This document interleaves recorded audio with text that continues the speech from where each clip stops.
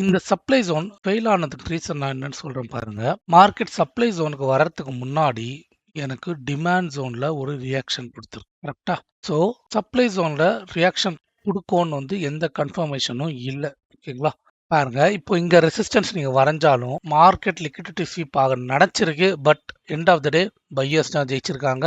Liquidity run ஆக transform ஆயிடுச்சு. So which shows demand ஜோன்ல நிறைய பை ஆர்டர்ஸ் இருக்குன்னு தெரிஞ்சிருச்சா உங்களுக்கு? இங்க பாருங்க பையிங்கோட ஸ்ட்ரென்த்தும் பையர் ஸ்ட்ரென்த்தும் நிறைய பேர் என்டர் ஆயிருக்காங்களா? ஸோ நான் ஒரு 5 மினிட்ஸ் டைம் ஃப்ரேம் போறேன்.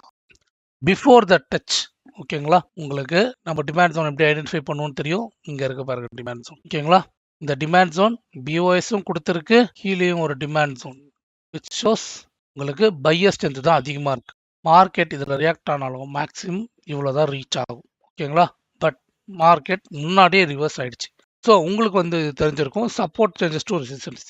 சேம் கான்செப்ட் மார்க்கெட் சப்ளை ஜோனில் ரியாக்ட் ஆகாதனால அது எப்படி ஆயிருக்கு பாருங்க, டிமாண்ட் ஜோனா கன்வெர்ட் ஆயிடுச்சு. புரியுதா? So which indicates the supply zone is not having enough sell orders. ஓகேங்களா?